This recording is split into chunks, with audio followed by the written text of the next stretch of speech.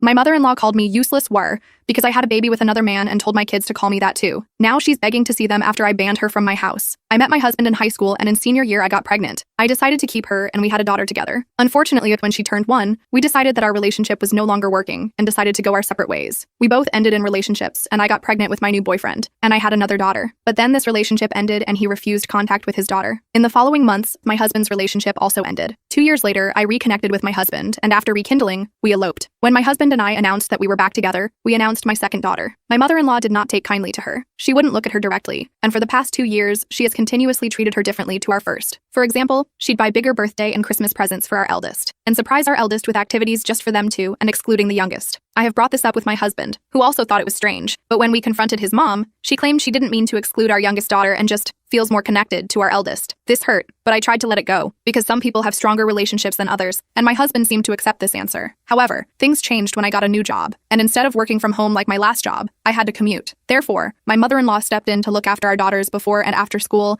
until my husband or I picked them up from her house. I've noticed that whenever I pick them up, they are often angry and snappy with me, particularly my eldest. It's odd and they've never been like this before, but I chalked this down to a long day at school, feeling exhausted and have tried not to take this to heart. But 3 days ago, I was making them a snack after picking them up from their grandma. I gave my eldest toast and apparently used too much butter, and she went into hysterics screaming at me, "Useless whore." My daughter is 8. No 8-year-old should know that word, let alone use it towards their mother. That's why I knew she had to have learnt that from somewhere. I brought it up to my husband later that night and he suddenly went quiet and got defensive about the subject. He was quick to shut the conversation down. From his reaction, I assumed it was him who had said this to our daughter, so I asked my daughter where she heard those new words she used yesterday when mommy didn't butter her toast evenly. To my surprise, she told me that it was my mother-in-law who had used these words to describe me. She did it often and said it to our daughters. I was livid. I made sure they didn't go anywhere near her that day by leaving work early and picking them up from school.